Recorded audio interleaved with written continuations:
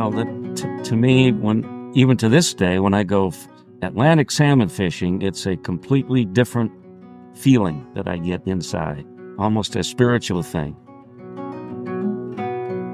But then there's this much deeper human dimension. It's about connecting with someone. It's about helping them do something they really want to do. It's about giving them a tool that makes them hopeful.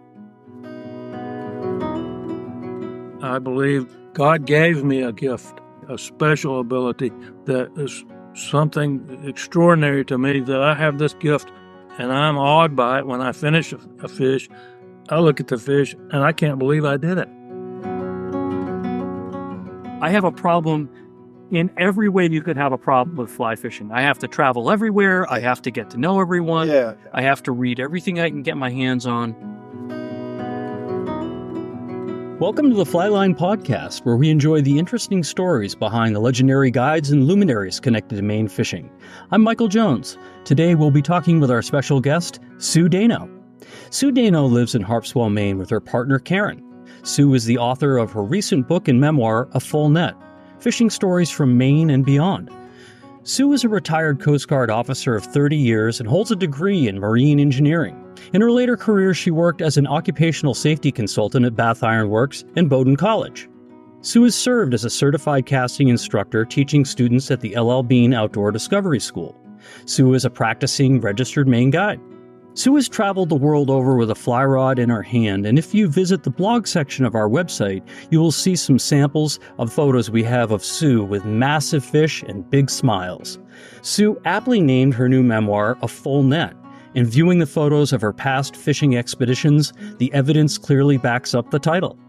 It comes with great delight and appreciation to introduce the Flyline Podcast audience to this episode's special guest, Sue Daignault. Welcome to the Flyline Podcast.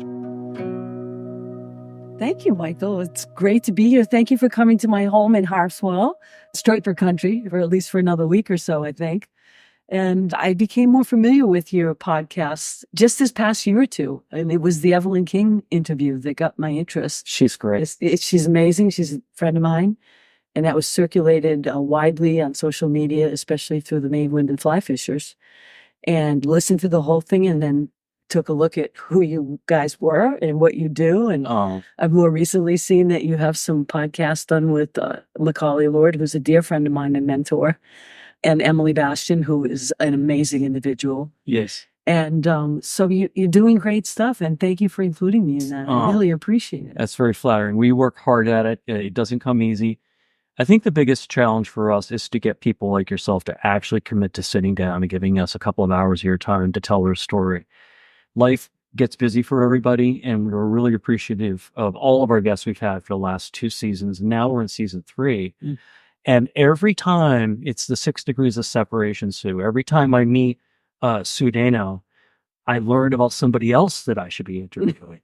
And so it reminds me that we really are a very large, small community, especially in the fly fishing community. Yes. So Sue, again, thank you so much for allowing me into your home. And I think that the thing that really kind of brings you into the cream at the top right now is you're writing this book, A Full Net.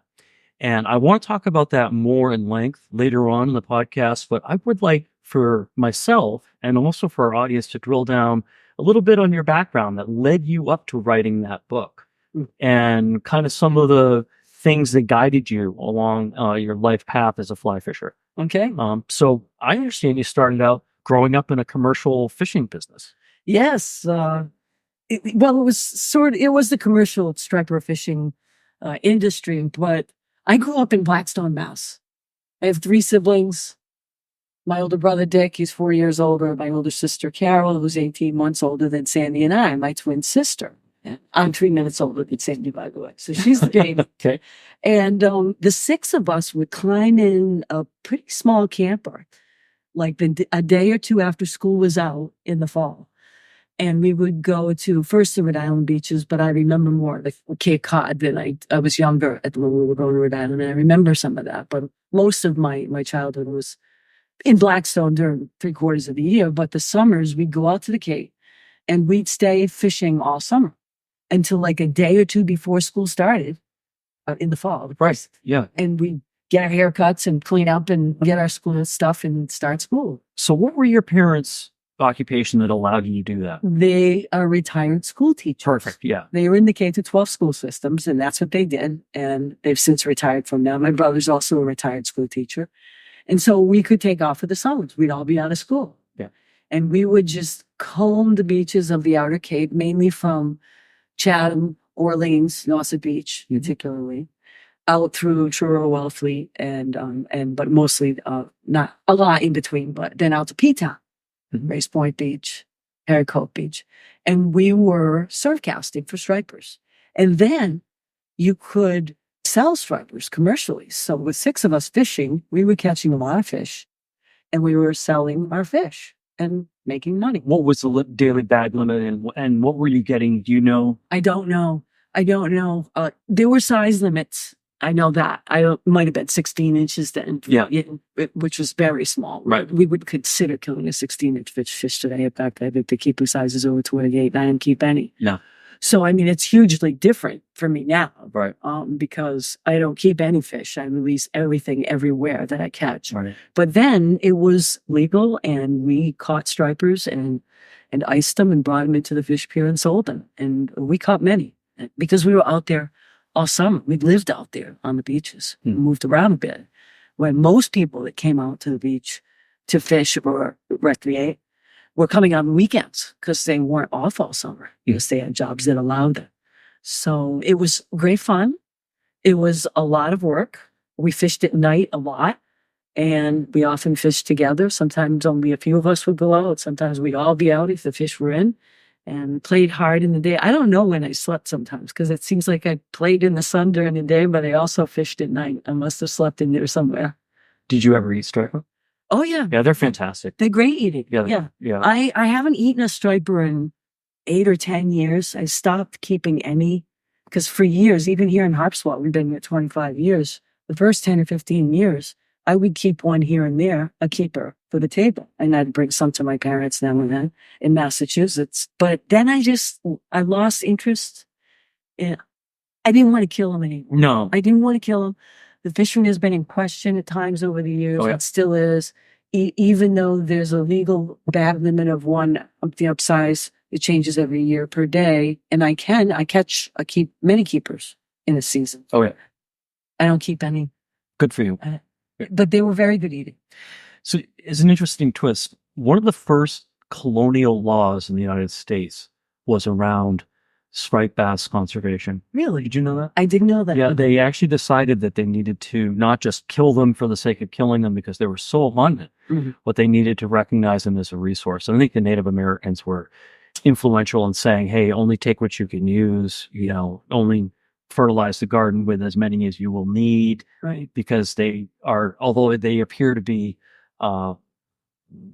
limitless, they are limited. Oh, they absolutely are. Interesting. Yeah. They absolutely are. There aren't a lot of small fish right now.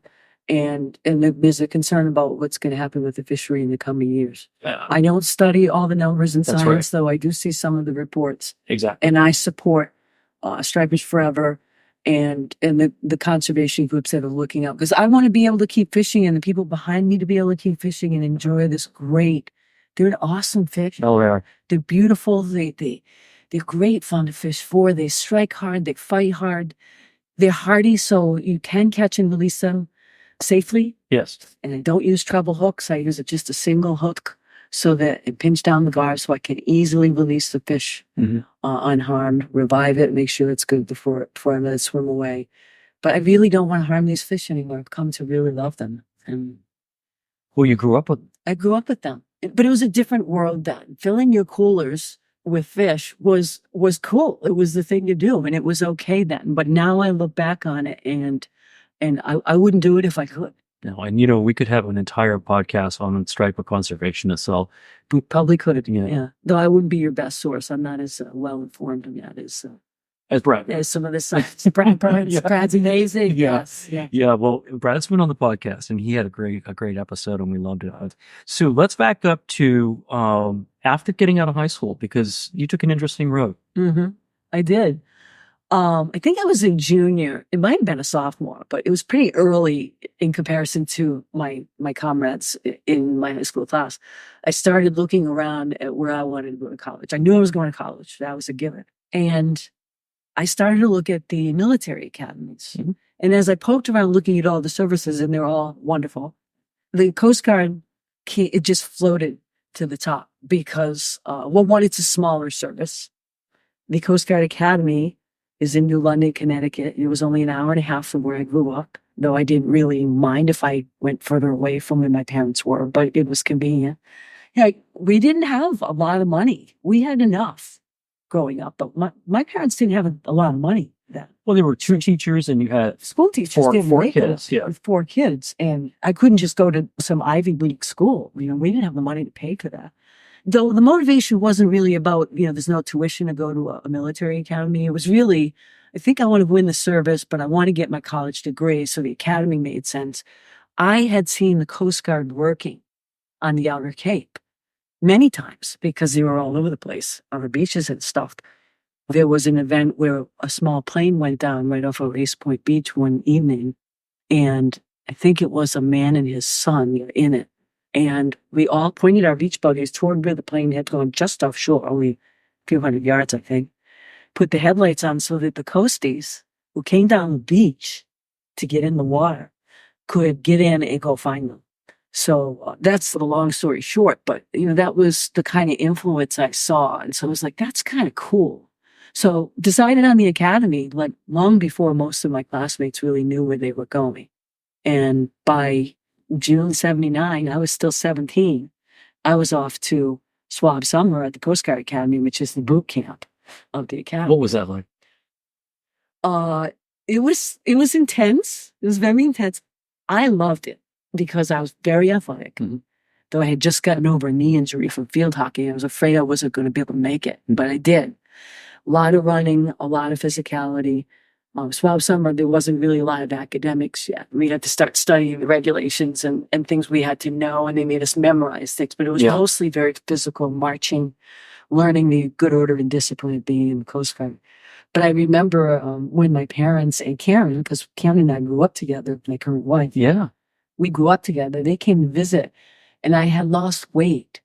And my mother cried because she said, they're not feeding her enough. And the truth of the matter is that I am a slow eater, and we had to eat fast, Swap Summer, and get back out. And so as a slow eater, I couldn't get my meal down fast enough. And I'd only eat half of my plate before we had to get back out. So I was losing weight. Yeah. But it was intense. To me, the 4 years there, the best part was Swab Summer because it got harder from there. What is swab? When you say swab? Swab is a 4th class cadet or a freshman. Thank you. We don't call them freshmen at the academy. Gotcha. Yeah. Yeah. Like swab the deck, maybe? Yeah, it kind of comes from there. Okay. Swab is a 4th class cadet. Then you're a 3rd class or a sophomore. Yeah. 2nd class junior. First is 1st class cadet is a senior getting ready to graduate. So in doing some research about your life and your story, Sue, I know you went to Alaska. What were some of the other places that you went? And I also want to talk about Alaska because we can't have a fly fishing podcast and not talk about what you experienced there because that's on my bucket list. Oh, you got to go. Yeah. Well, tell me your impressions. I left the academy. We all had to go to sea for 2 years. I was actually not that high in my class. I mean, I passed everything. I did fine, but we picked billets, our first billet for where we would go to sea for 2 years based on our class ranking. What does that mean? Is that Coast Guard lingo? Yeah, it is kind of military lingo. A billet is, billet, is an assignment. So a tour of duty or a billet, it might be a 2-year billet for a tour that you're at Lake Charles, Louisiana. Okay. So yeah, the billet is very much a military term. Meaning an assignment. An assignment. So by the time they got to me, and I was an engineer, I chose to be a deck officer, which was a shift 180 out, because I was an engineer, on the Coast Guard cutter Firebush in Kodiak. And the biggest reason I did it was I wanted to get away, and the fishing was supposed to be great there. But I wasn't fly fishing yet. So I went to Kodiak, and it was a 2-year tour. And we fished off the boat, and we fished off the ship, and we fished in the rivers. And that's when I first started to dabble in fly fishing. I had a Fenwick that my girlfriends at the academy had given me for graduation. I had no clue how to use it. I had no clue how to use my marine engineering degree either. So I went and dabbled in the rivers because these fish, pink salmon, reds, silvers were teeming through the rivers during different times of the seasons. And we'd fish from kayaks or standing in the rivers, and we could readily catch all you wanted. Yeah. Through those times.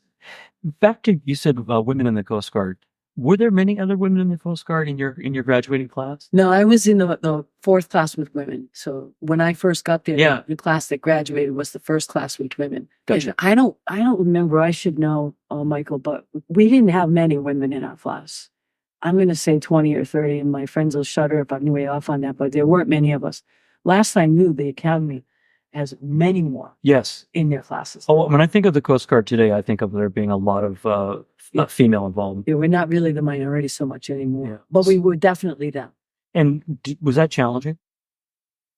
For me, I didn't have any issues. It was mostly guys around me. I got along well with both men and women. Most of my friends were guys because there were more of them. But I had great friends that I'm still in touch with today. Yeah.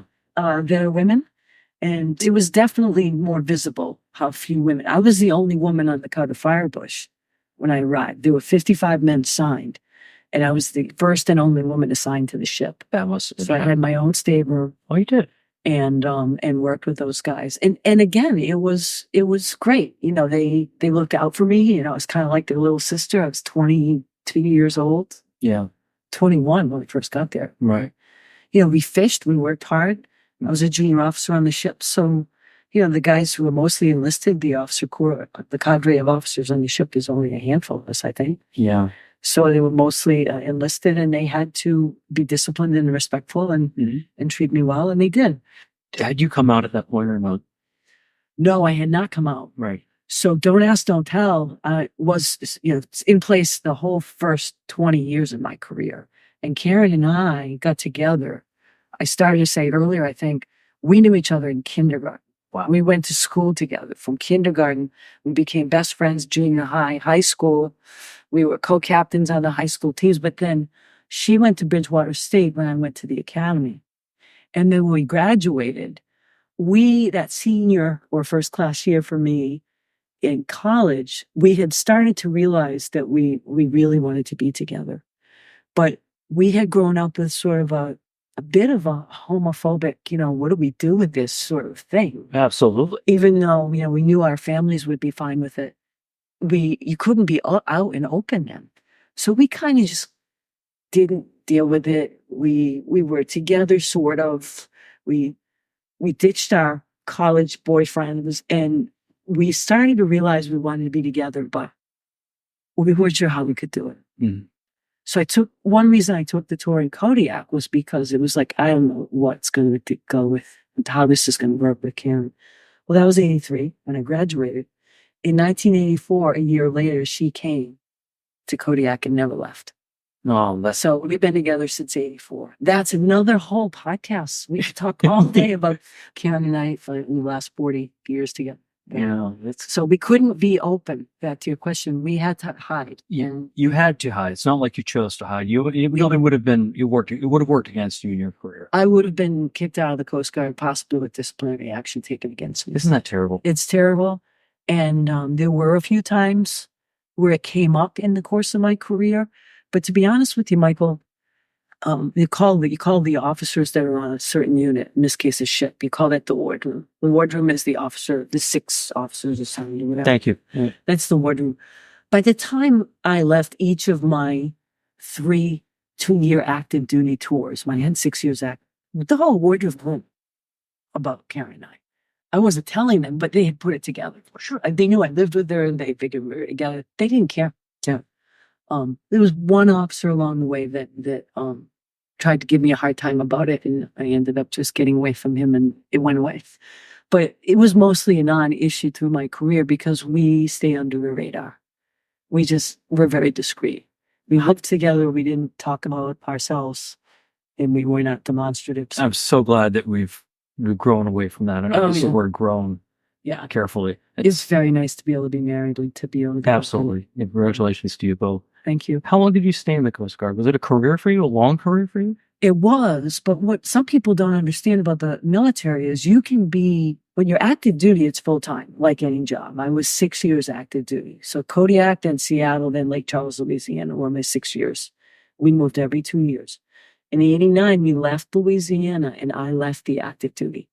So I had 6 years in and we came to Maine. Both of us from Massachusetts. In Maine, we had job offers. So we came and we settled in Maine. Switched to the reserves. When you're in the reserves, it's a part-time job. Sure. You know, the weekend a month, 2 weeks a year thing, but it was actually much more than that, by the way. So I stayed in Maine with Karen. I went to BIW for my work as a safety engineer, then on to other places. And I stayed in the reserves for 24 more years. Oh, wow. And I never planned on any of that. Where's the Coast Guard base in Maine that you were assigned to? Well, at first, I went to Providence for a year because I was still a lieutenant and they didn't have a billet. And then I spent years at a few different units in Portland, Maine. But what happens is as you get more senior as an officer in the Coast Guard anyway, I'm not sure about the other services, but most likely, you then have to go to billets as a reservist further away. You outgrow the billets that are in the smaller units or the ones near. Why do they do that? Because they need, now I'm a full commander.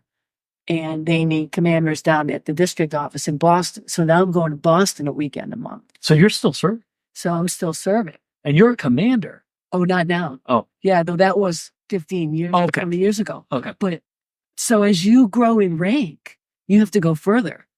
So I end up in Boston. Then I end up back in Louisiana, my reserve part-time billet. Yeah. Then I made captain, one rank below admiral. Yeah.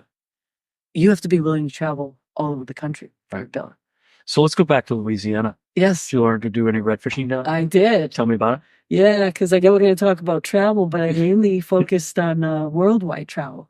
The biggest reason why I ended up in Louisiana more was I have my twin sister ended up settling there. So Sandy's there with her husband, their 2 girls, and their grandsons. Then all those kids weren't there. The daughters were there, but they hadn't had kids yet. So over the years, there was a billet open, and I was a commander, then a captain. I took the New Orleans billet because I was like, well, Sandy's down here. I'd rather go to New Orleans than California. Sure. And the red fishing's really good. Yeah. So I would go down there when there was a hurricane coming in. So I was in charge of the emergency preparedness liaison officers. Sure. For the network for the country, for the Coast Guard. So we would pre-position ourselves before the storms would come in. Sure. Pre-position liaison officers at the command centers. But I went to Louisiana several times. Weddings for the girls, Coast Guard stuff. And every time I'd go down, I would go red fishing. They're a lot like stripers in their build. Yeah. They have a little bit more shoulders to them. Sure. They sort of hit similarly. They fight kind of like a striper. I've never caught one. I've caught stripers. I've never caught a redfish. Well, you should try it. They're beautiful fish. The bronze, shiny bronze back in the sun is just stunning. Yeah. And they kind of easy to catch, in my opinion. Some may not agree with me on that, but they're kind of lunky. They kind of just swim around looking for bait, and they mud up, and they mud, and yeah, they can turn off. Sometimes if they're cold, I know I did learn that they'll not eat. If the water temperature goes down on a cold night, you swim a decent fly or a plastic if you're spin fishing in front of them, and they'll whack it and they'll hit it readily. And they get quite big. Right. So Sandy and I did some serious fishing down there. Wow. What other travel have you done? Well, the travel bug, I blame Karen for my part. Yeah. Though I have gotten it too. I have it too. So we share it. Actually, keep going. It's not, fishing's an addiction for me. Yeah. Travel's not so much an addiction, but I really do enjoy it. I honestly don't like the process of traveling because I get really tired of logistics in the Coast Guard. And it takes us 25 or 30 hours to get to New Zealand, and we're going back. Right. Because we love it so much. But the travel started probably 15, 20 years ago with just like in between semester breaks, because Karen's a college professor. So we would go, mid-December 2-3 weeks to the Bahamas or whatever. So it started with trips to the Bahamas, various islands in the Bahamas. I won't bore you with each and every island. The British Virgin Islands, Belize. So this whole tropical down south of the eastern U.S. seaboard. Always bringing a fly rod. Always. Yeah. Always. Well, more than one in case you break it. And does Karen fly fish? She doesn't. She doesn't? No, she can. She's quite good at it. Yeah. But she's not really interested. So Sherry's the same way. Yeah. Yeah, Sherry's got all the gear. She it's like she could take it or leave it. More when we go to the Bahamas, she'll, okay, I've had enough. You go ahead and do what you're gonna do. I'm gonna just enjoy the sun, have a cocktail. I don't get that. And I'm just the opposite. I'm like, okay, see ya, bye. Yeah. Yeah. Love you. I'll be back. Love you. Yeah. Here's my chest pack. I'm gone. Yeah. She puts up with my addiction to it. She knows I can't stop and that I'm really into it and supports it. And when we travel, which is mostly inspired by her, it was sabbaticals for work. And, now she plays in field hockey in the Masters team. So we're going to the World Cup in New Zealand. But she does very much support, wants me to come if it's a trip inspired by her stuff. And always tries to set up the trip so that I can get some fishing. But after the tropics sort of push that we did for years in between semesters, we ended up in Australia for one. She had a sabbatical. New Zealand, back to New Zealand 2 years ago, and we're going in 3 weeks for several weeks. Most recently, last winter, was most fly fishing's dream, Argentina and Patagonia. I've fished in Argentina and Chile a lot. Yeah, oh, you have? Yes. So I got it down there. Yeah. It's amazing. Yeah. Yeah. It is. Yeah, you've been. Yeah, we were there. So for the audience, basically what it does is it offsets our winter. Yeah. Right. So if you're trying to catch a fish on a dry fly in January, you're forced to go south of the equator because it's summertime down there. And it's very different too. I don't mean to steal your spot here, but I think the one thing that people, if you look at it, it looks like Idaho. Okay. Just in terms of the landscape. Right. But the fishing is nothing like that. It's all terrestrials for the most part, which is to say beetles and things that fall out of the sky. There's not a lot of mayfly, caddis, stonefly down there. Right. Whereas if you're out in Wyoming, Montana, Idaho, they have these prolific hatches. So there's a whole other learning curve with fishing in South America. And it's also the same way in New Zealand, I understand. It can be like that. Yeah. Yeah, I think you're right. I managed to find and hire some great guides down there. In Argentina. Yep. I wanted to fish for golden dorado, which I had read about. Different, yeah. And I pride myself on doing the right homework. From there, it all went off perfectly. Okay. I caught dozens of golden dorado, some of them really nice size, beautiful fish. Keep your hands out of your mouth. And then in northern Patagonia, again, found some really amazing guides. Did a lot of DIY. I was on the Chimihuan River. I had been told by Macaulay Lord about it. And went to the Boca or the mouth of the Chimmy and fished on my own and caught fish. But I also hired guides down there. And I told Macaulay about the Boca. Oh, that's how he told you. What a full circle this is. Yeah, so when a member of his family passed away, he needed to take a break. And he called me up and he said, I want to go down to Chile and Argentina. And we just went I said, this is where you're going to go. This is where you're going to stay. And he had a great trip because he's kind of like myself, and forgive me, Mac, for saying this, but I like to dirtbag. I bet you do too. Or just to say, do it by myself. I really like to fish alone. I do like fishing with others too. I'll invite a friend and go for the day. I don't like crowds. I don't like to go in big groups fishing. It's just too much to hash up a whole river or something with a bunch of us. And it's just a lot of activity. But I do love fishing alone as long as I feel safe. Yeah. Like when we travel, and back to this travel thing I'm not a scaredy cat, but I'm very situationally aware. I'm a small woman. There's animals, there's things, there's people. You don't know if it's safe. There's the water.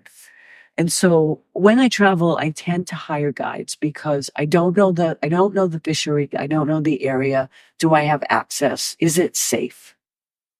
And some of the places we travel, whether it's certain jellyfish you don't want to get to be bit by, or spiders or things in the outback, or is that area safe from predators, from people, and I've never had a problem, but I'm extremely careful. And, but I fish alone in Maine a lot. And in familiar places, probably. Very familiar places, yeah. Right. Yeah, rivers and if you're in the salt. But the travel has been amazing. And I blame kiddingly Karen for dragging me along in our friend's kiddos. She's dragging me along. It's really not that way anymore. I really love these trips that we go on. If I can get myself more comfortable for the travel part of it, so we upgrade it as the next trip. But for me, I really look forward to the anticipation of the trip. I like the packing, the buying, the tying of the flies. Or a trip. Half the fun for me is getting ready for it. Like you, the actual getting on the airplane and getting the delays is such a stress. And those things as you get older, I've decided to just resign and say, these things are totally out of my control. Mm-hmm. Don't worry about it. Don't sweat the details. Just let it go. At the end of the day, you will end up in the Bahamas with a fly rod. We always get there, one way or another. You always get there. You just take a hotel if it gets that bad. Cancel and take a hotel. And there's ways around these things, And it's short-lived. In a day or two, you're there, and you can sleep for a while and come up for air and start your fun. It's worth it to me. Yeah. Well, we both share that addiction, as we carefully chose that term. And using that term to Sue, you mentioned to me that you struggle with addiction. Yeah. Do you want to talk about that? Yeah, sure. Yeah, I'm pretty open about it. It's been 20 years since my last drink of alcohol, and I just had enough. I had more than my share in the first half of life. I'm 63 now. I was 42 or 43 when I realized that stopping drinking would be a good idea for me. Where was it coming from? It was coming from deep inside me. I mean, for years I knew before I stopped that I needed to stop, that there wasn't an in-between for me. I couldn't just casually have a drink here or there. It was all or nothing. And I was highly functional. Remember, I kept all these jobs. I did all these things. Right. I didn't burn the house down. I didn't wreck the car. I didn't, but get arrested. I didn't get arrested. I should have once or twice. But I knew it was a problem in my relationship with Karen. Yeah. We both knew that. And I knew it, but I wasn't ready. And then, some friends, things usually attraction, not promotion, to get into certain recovery places. And some friends started to talk about it openly, and I decided this is for me. And so I got sober. And, has it always been easy? I would say no. It hasn't been that I've wanted to start drinking again. And drugs were never my thing, by the way. It was pretty much alcohol. I smoked a little pot when I was a kid, but that was never my thing. Right. It's not that I've wanted to take a drink again, because the obsession to take a drink has been completely removed from me. Good for you. But there were times that I had a hard time. That if I was emotionally having trouble with something, or if I was stressed, that my mood was terrible. I was not handling it well. But I want to touch on fishing with that, because for me, fishing has been part of recovery. And by the way, there are fishing groups. Reeling and Serenity is one group that comes to mind, that are for people in recovery from drugs or alcohol addiction. Say that again. Reeling in Serenity is Reeling in Serenity. Yep. It's an online group that they're for people who are in recovery from drugs or alcohol addiction. And I haven't taken any trips with the group, but I am involved with the group online. And for me, fishing, this may be a stretch in some people's minds, but to me, it's not. It's part of my recovery. It gives me peace and solitude and something to do that is just clean, sober fun. And a good dopamine rush. And, the addiction piece is there. I fish like a mad woman sometimes. You can't get me to stop. And one could say your addictive personality is kicked in with fishing. Maybe you replaced alcohol with fishing? Maybe. And I look at that and go, well, is my life unmanageable? Is it causing me problems? I don't think so. Not now. And we kid in this house about fishing too much, but I don't shirk my duties. I take care of my duties here and helping out here. And then I go fishing, and it brings me more deeply. It brings me peace and solitude. Yeah. And levels me, and it kind of clears my hard drive, my brain. Yeah. I don't really think about my problems. We all have them. Oh, yeah. I don't dwell on them when I'm fishing in a river or in the ocean. No, you can't put on a pair of waders or get into a skiff and go out for a few hours and come back with the same level of problems that you started with. No, they go away. They wash away. They're still there. Come on. We know that. But I mean that metaphor. we stop for a little Yeah. while and then can rest. Yeah. And so that, and I think that's why, I think that may be part of why I wrote the book. And we'll talk more about that, of Follett, because my career in fishing and in recovery in my personal growth has moved from not just inward, but is coming out. I want to share it in ways that I can. I want to be able to be open about it. Yeah. I want to be who I am all the way through an open book. And so I had to, somehow that spilled out in the book, and that was not really the plan or the intention. But I had to include my recovery as a non-drinker in the book. I love it. Because if I couldn't be myself as the author of the book, I couldn't do it. No. I'm not going to do it and hide who I am. Right. Right. Well, I have not read the book, and I'm really excited to read it. Good. So as I'm sitting here, just, as we're talking and we're looking out over Harpswell Sound together, getting just to know you this morning, I feel like I'm sitting with a little bit of a combination of Linda Greenlaw and Flip Pala. That's quite a compliment. Right? Yeah, I know who both of them are. Exactly. So you've got the stoic, saltwater woman, and then you've got the hardcore fly fisher. Yeah. Yeah, I've become that. It's funny because you say that. Thank you. It's very kind. Thank you. Well, I think it's fitting. Thank you. I used to consider myself, and even when I was teaching at Beans, fly fishing and fly casting schools, and I've been there 20 years, I called myself a salty. I'm more of a salty. I fly fish for stripers and then fish in the salt more than the fresh. But 10 or 12 years ago, I started going, I'm going to get better at my freshwater fishing. That's right. And I started really focusing on my freshwater fishing. I learned a lot from my co-instructors at LL Bean. Yep. And started picking off some friends out there who were better than I was. So I started just getting better and better with the freshwater. It's challenging. The salt is in my blood. That was easy. I grew up that way. So then main rivers, I don't tend to fish still water, though I may get into that more. And then the travel was like, I got to fish these rivers in New Zealand and Argentina. And so became this trophy, sort of seeking these trophy fish. Right. On the fly rod that I, not that many years ago, would never have considered myself capable of doing. Let's go back to teaching at LLB. Yeah. So somewhere along the journey, let's actually get a little chronology, if you would, Sue. You're on the Coast Guard. Now, today, you are a main guide. Mm-hmm. Are you a Coast Guard captain? I am. You are a Coast Guard captain. Yeah. You're an instructor at LL Bean. I'm not saying now, but I'm just saying you've earned these. These are things that you've done. Right. Give me the chronology of it. What turned into what turned into what turned into what? Do you remember? Yeah. Yeah. So, high school kid decides to go to military academy, does the Coast Guard, thinks it's going to be 5 years and done, ends up staying 30, some of it part-time. But in the Coast Guard, I wasn't working in engineering, but I was doing engineering inspections of ships. I wasn't building ships as an engineer. So I get out of the Coast Guard active duty. BIW is hiring safety engineers. I land there for 4 years.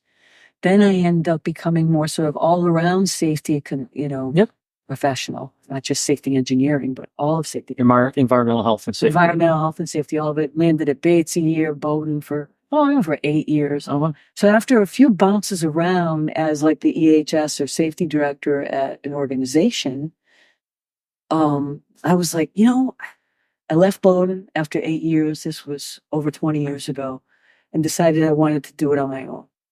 I didn't really want to work full time. And the reason was because in consulting, I could go, well, I'm only going to do take a half a book or 3/4 time, which I ended up being about a 3/4 time consultant. That gave me time to then fall into, and it was by chance, fly fishing instruction. Macaulay Lord assessed me as a fly fishing instructor potential at LL Bean over 20 years ago. Were you taking classes? No, I just heard LL Bean was hiring. I had finished my master's degree long before that. Yep. And Beans was hiring and needed fishing instructors. And I was only a beginner at fly fishing. I wasn't that into it yet. In fact, the first time I assessed at Beans, Mac assessed me and said, "You're not ready yet." They wouldn't hire me. I had no experience. Well, I knew I didn't have any experience. And then he helped coach me to a class that they offered at Ella Bean for potential instructors. And a year later, I assessed again and they hired me. But so when I went on to consulting, that gave me that little extra bit of room on my plate to stay in the reserves as a senior officer. Because by then I was senior. So you really started as an instructor before you started thinking about becoming a guide. Right. I never really guided a lot. That's okay. Yeah. I went to Beans 20 years ago as an instructor. That's part-time season, like 30 days of summer between March and October. Well, when you work a full-time job, you're at Bolton College working 50, 60 hours a week with 2 or 3 weeks off a year. You don't have time to do a summer gig, 30 days of summer at Beans. But becoming a consultant gave you that freedom. Right. And I was still in the reserves. Right. As a senior officer, You're doing busy. more than 2 days a month, 2 weeks a year. Once you're a senior, they expect much more. Every hurricane, I was off to the Gulf Coast. Right. 9/11, off we go.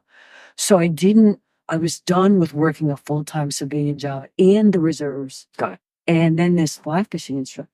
So I went on my own and suddenly, so this is the culmination that really turned the lights on for me. So 20 years ago, I become a fly fishing instructor, having a blast and fun part-time job.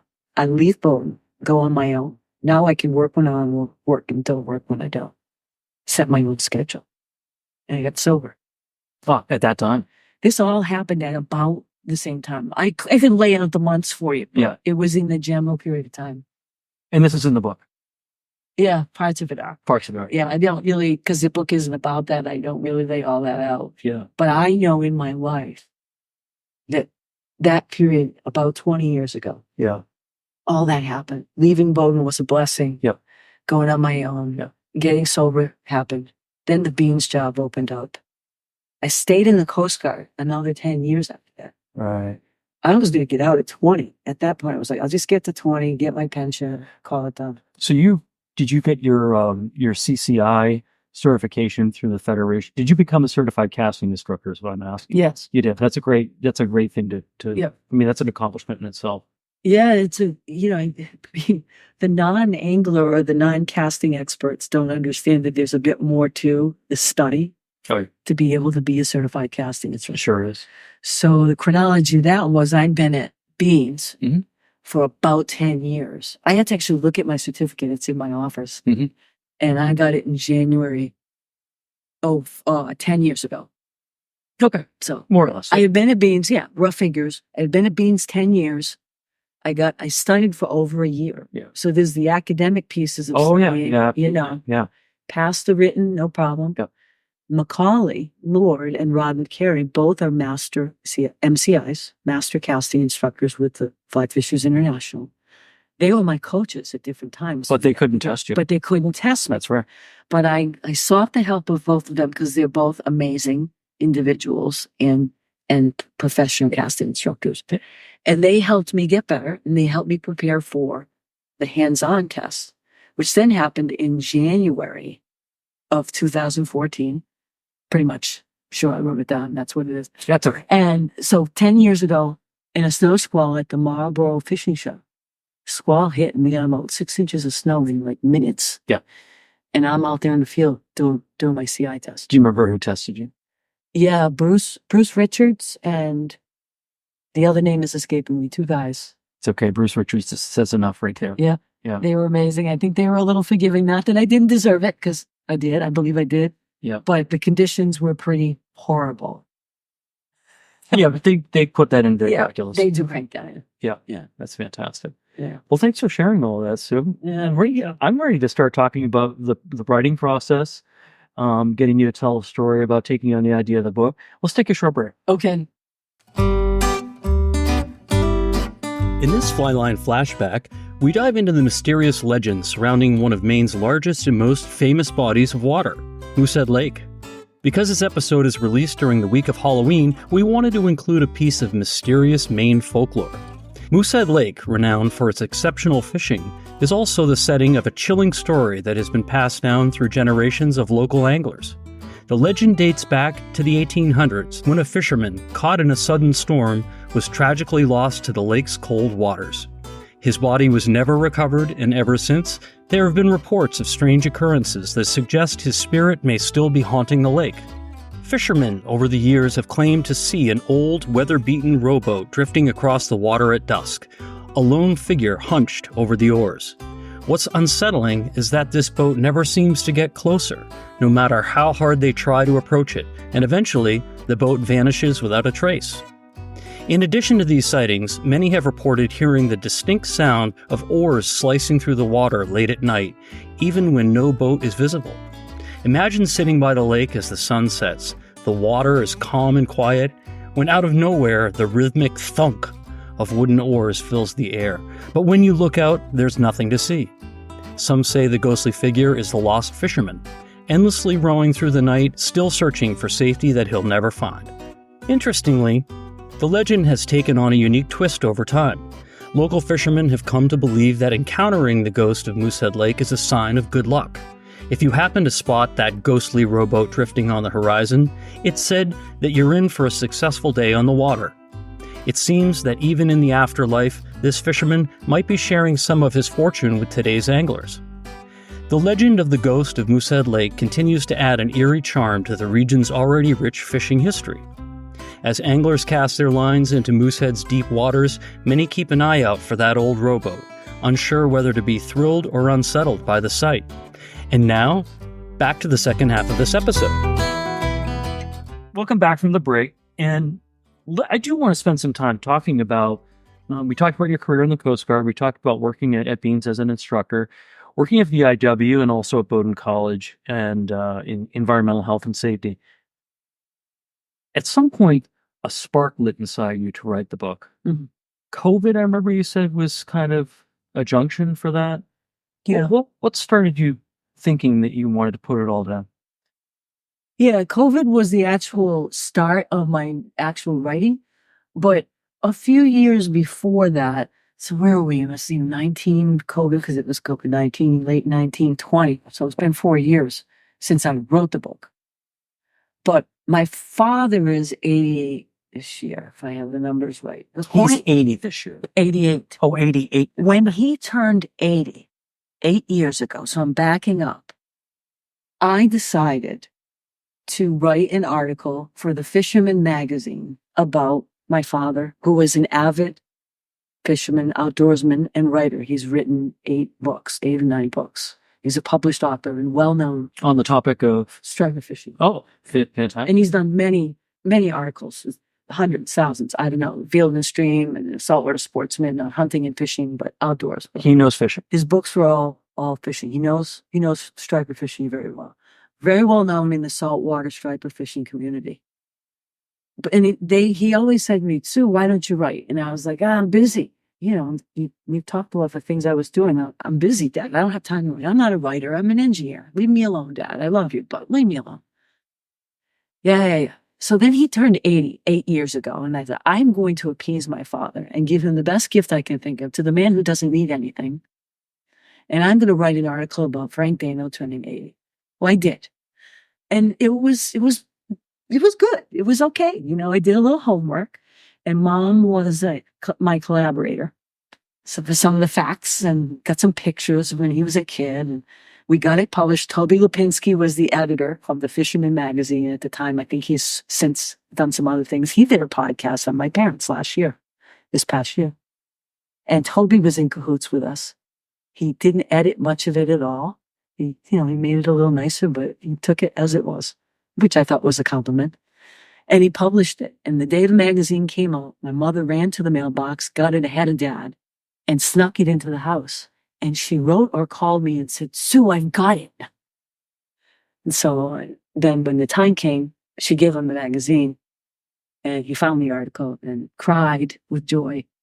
Anyway, after that, I never heard the end of, you need to write. It was nothing fabulous, really. But from both of them or from him? Mostly him. Okay. He saw something. Yeah. And she did too, but she's much more laissez-faire. She's much more, be yourself, do what you want to do. If you don't want to write, you don't have to, but I appreciate the encouragement and I pushed it away. COVID. So here we are in COVID in this house, and I'm a consultant. And nobody wants a consultant in their business at COVID. Nope. They didn't want anybody breathing in their buildings that didn't have to, and I truly didn't want to be anyway. And so I was out of work for a year. And Karen was teaching from the house in an office down the hall. Doors shut during classes to keep the noise. I was quiet. You know, we kid because she would say in between things, you need to find something to do. And I was like, yeah. And I was doing everything, cleaning, cooking, staying busy, but I needed more. So I fished a lot. Year-round. COVID hit. We came back from the Keys in March when this thing went crazy. And then for the next year or two, there was mass and isolation. So I'm fishing year-round. And some days you just can't go fishing. The wind's ripping, the rain's ripping, it's 15 degrees out, it's ice, whatever. And you're just not going to go any kind of fishing. Ice fishing, I picked back up ice fishing. And Karen says again, you need to find something to do. Yes, dear. So I started to shut my door to that office and spill the stories that had been kind of brewing in my head. They weren't in chapters yet, but they were like, oh, you got to write the story about this. You were doing some pre-writing. I was pre-writing. Yeah, that's a good word. Thank you. And my process really has been, I write a few notes. I keep a little notebook with me when I travel. Though a lot of it was Maine and around, it was in my head. I didn't have notes. So I keep log books. I didn't really even look at my notes because they were clearly in my head. And I just started to spill the stories down on my computer. Just would open a Word document, start writing, didn't do research yet, just didn't edit, just mess, complete splat. Good. That's pre-writing. That's how I have to do it. I still do it. So then I realized I had like 25 different chapters and I'm going, gosh, this might be a book. And then it just started to gel. And then I started to clean up the chapters, go in and tell them a little bit about Long Island, Bahamas. Go look it up, Google it, get some facts in there. So I started making it a little more informative and get my facts right. And I shared it with Karen, my nearest and dearest, who went, wow, this is really cool. And then I decided I was going to share it with my parents because they've been through the writing process many times with my father's writing, and my mother edited everything he ever wrote. I wasn't going to share it. I was going to surprise them, write a book, publish it, and hand it to them. No, you were smart to let them know. I thought it through, and I spoke with Karen, and I said, no, I need their help. That's right. I need to confide in them. How did that work out? They were amazing. It gave them a rough draft. They were over the moon. My father kept getting way ahead of the game. He was like, you're ready, It needed work. I did not ask my mother to edit it on purpose. She had been editing his writing her whole life. And she had enough to do. So they just did a rough look over. They read it. They said absolutely. They felt I should find a publisher, not self-publish. I agreed. I didn't want to do the dirty work, marketing and all that. I wanted to find a publisher, but I'm an unknown. First book ever, one little article for the Fisherman. And is it viable? So to shorten the story a little, because I could spend all day on it, did a little research online, got in touch with a few people, one of whom had published with Islandport. And he said, I recommend you look at Islandport Press in Yarmouth, Maine. They're a wonderful little publishing house. I did. I sent them my manuscript. 6 months later, they accepted it. 3 months after that, they gave me a contract for 2 years. Great. They published it within the contract. They've done everything they said they would do. They've been lovely, just lovely to work with. Islandport Press in Yarmouth. We did. Fantastic. Do you only go to one publisher? I did. You did. I don't know if I think others may submit, but once you have a contract, then you've got to go with that. You're married to them. Yeah. And I wouldn't have left them because they did what they said they were going to do. They did it within the contract. The waiting was hard for me. That was probably more self-driven and self-imposed than by them. They met the contract. It was done within the time frame. Was there one point where you and Karen said, we're going to write a book? I'm going to write a book. Did it turn from this idea of doing writing to I'm going to write a book? Do you remember the day that transpired? Well, it would have been in that January to April timeframe when I was locking myself in my office because she said, you need to find something to do. Yeah. I said, honey, I found something to do. I'm writing a book. I'm writing. I think I had 10 chapters. Yes. We would meet for coffee, after Take work, breaks, yeah. come out. Sure. How was class? How it was good. What are you doing in there? I was bibbling around. Finally, I told her I was writing. So, you finally writing some chapters, I said, yeah, what do you got so far? I'm not telling you. It was all secretive at first. And then after I had quite a few done, I said, I think I'm going to have a book here. Wow, that would be great. When can I see it? Oh, not yet. Yeah. So did you come up with a title early on in the process or later, or did the publisher come up with that, or? I'm glad you asked that, because I hadn't thought of that. And it is a piece of the process and story of a full net. The first title I came up with was a full net.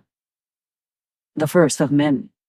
And I submitted the manuscript to Islandport only as a full net. After that, my crazy brain started going, and every time I came up with another catchy little idea for a title, I wrote it in my file. I could show you the file. There's 100 titles written on a page in my Word document, my computer. And I like that. Yeah. Oh, this is great. And some of them really excited me. And I started to go, not sure I like a full net. It's not really turning me on here, Anyway, all is said and done. I said to Dean, he's the editor-in-chief in charge at Islandport, great guy. When I had it all done, he kept it a full net. And I said, and the cover, I got to tell you about that. And he said, this is what we want. And I said, well, I've got other options for a title that excite me more. Could we talk about that? Something like that. He says, no, we really like a full net.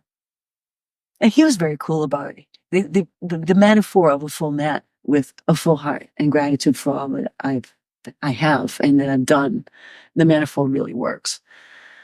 So I came to full circle. I came to love a full net for that reason.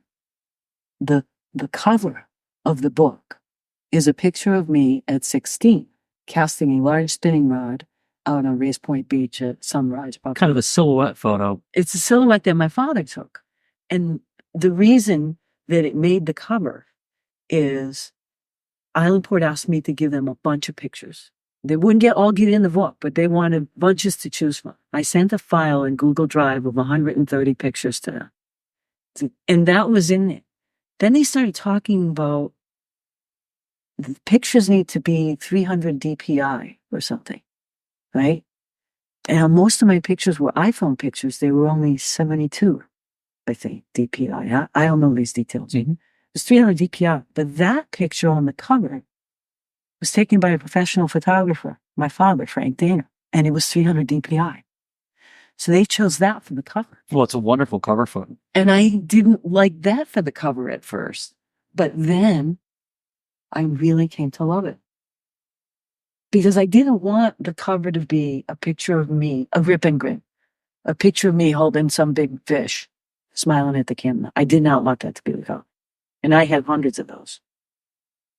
Back to Seville. And of course, my father is tickled pink because he took the picture. It's a wonderful photo. So we paid homage to him. It brings you back to the earliest roots of what really got you started in fly fishing. Mm-hmm.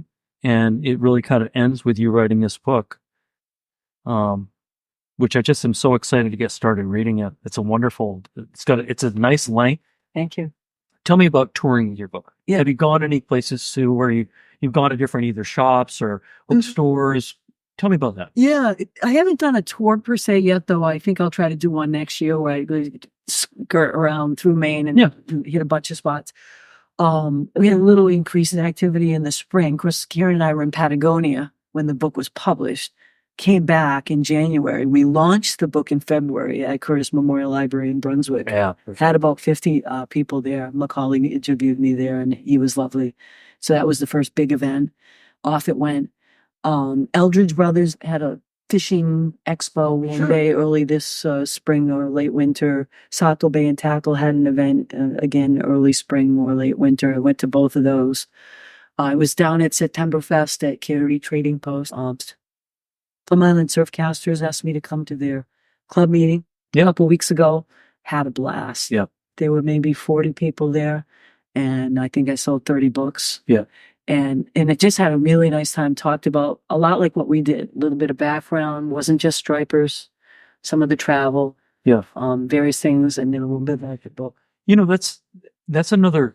I would recommend that. I don't. Again, I'm not a published author, but I converse with a number of them, and they do well with those fishing groups. Yeah, You go to Nashua Fly Casters, or there may be a fishing group that's kind of loosely associated with a fly shop like Eldridge that does like a fly tying in the wintertime to get through. Right. Those are opportunities for you to go and meet and, promote the book and that sort of thing. And I just know I'm only sharing that because I've heard that's. It really is where it's at. And that's where my parents have told me to go. Just haven't gotten around to it all. It's all happened so fast. Probably the Marlboro Fishing Show. I've written to them, and if I can get in, get a booth or get a seminar room and do a talk would be ideal.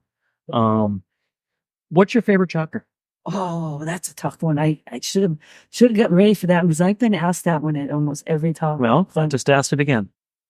By the way, the book is dedicated to my parents. Good for you. Because good for them. My father's not well, and I don't think he has a lot of time left with us. And I wanted them both to see it, but especially my father, because I think my mother has a number of years ahead of her. My favorite chapter is a really hard question because they're all so deep and special for me. I really like Don't Shoot the Cheeks because it's about a big halibut I caught in the Coast Guard. And it, I really worked hard in Kodiak those 2 years that I was on the Firebush, and the recreation that I found was fishing. But we were underway on the ship a lot. Yeah, you were 180-foot ship. And you were in the transition period. Yeah, it was really, Karen was up and we were together, but there was a lot going on, and it wasn't fly fishing. We were jigging off the buoy deck when I caught this 152-pound halibut. Right off the bottom. And it was a capstone. It was a week before I left the ship. And we ate that fish for a year. I bet. But I don't know if that's my favorite. That's the one that first came to mind, not really thinking about the question. Main Sleigh Ride is right here in the sound you're looking at right here in Harpswell. So that's a play on the Nantucket sleigh ride. Yeah. Yeah. So getting pulled around by the fish. Yeah. And I've been pulled around by so many stripers out here. It isn't even funny. And you look into a big one and you can't turn around. No. You get dragged around. That's why I'm glad that friends like our friend across the way here on Easy Money. Yeah. The captain in the lobster Pete boat. Coffin on Easy Money are very gracious to me when they see my rod bent over and my kayak flying across the sound because I can't stop them. But I got the paddle kayak so I can, reverse pedal and try to hold on to some ground if I look into a big one. So, Sue, I've heard, I know, just doing my research that you've received some accolades with the book. In other words, we don't need to say exactly what happened, but it seems like it was maybe on Amazon's bestseller for a little while in like recreational women books or something. I think it was the outdoor recreation category on Amazon. Yeah. Please don't, quote me. It's on the... No, it's okay. Outdoor recreation for like a week. It was number one in the...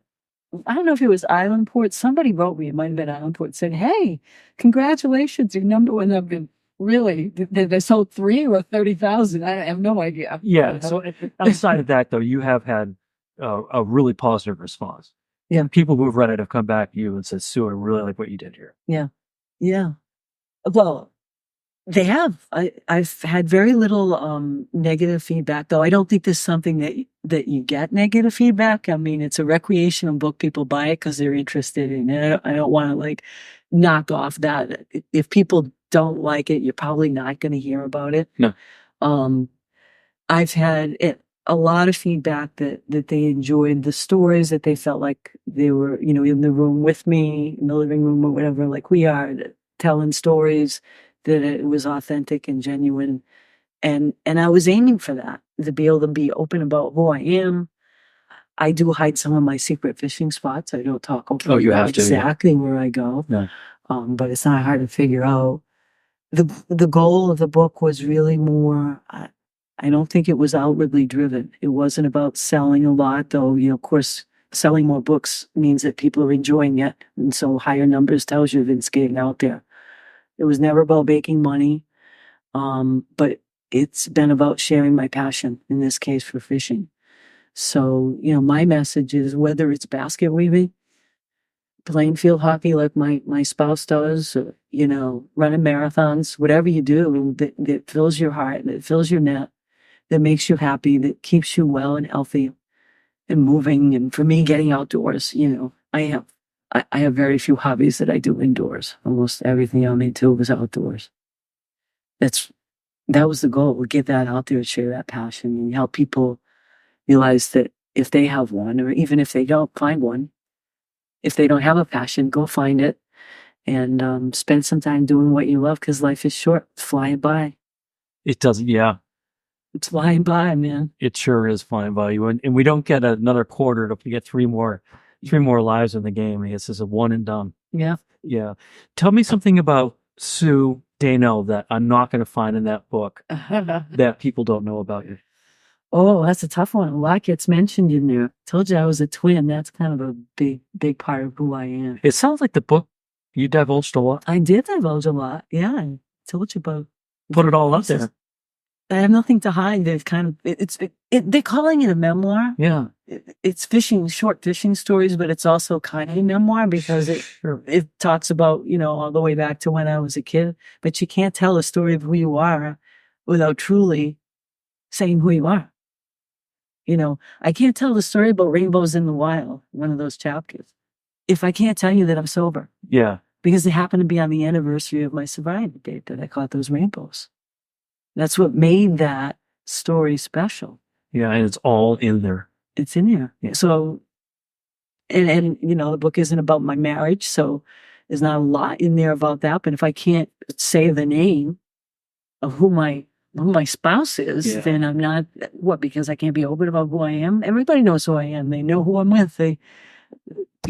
Yeah. I'm not gonna fake that. No. I had to fake that for too many years. I'm not doing that anymore. Yeah. And I think, and as I'm listening to you explain that, coming out with a story, coming out with your marriage, it's almost like there's a time where this can all of a sudden be celebrated, where even 20 years ago, you wouldn't have been able to do this successfully. Oh, no. It would, or you could have done it, but it would have been challenging. I'm going against the tide of the society, or, women fishing really, were not what they are today. Mm-hmm. I'm hoping to have, I don't know if this is going to happen, but I'm hoping to have as many women on the podcast this season as I have men. Yeah. So, Sue, if someone wants to buy your book, A Full Net, where is it available? It's available in a number of places. Many bookstores across the state of Maine, and gift shops, not just bookstores. It is on Amazon, and it is at Islandport Press. If you look up Islandport Press, you can buy it directly from there. All of their books are for sale there. If you would like a signed, personalized copy to the recipient, like, for Michael, go fishing anytime you can, love, Sue, then you can contact me directly.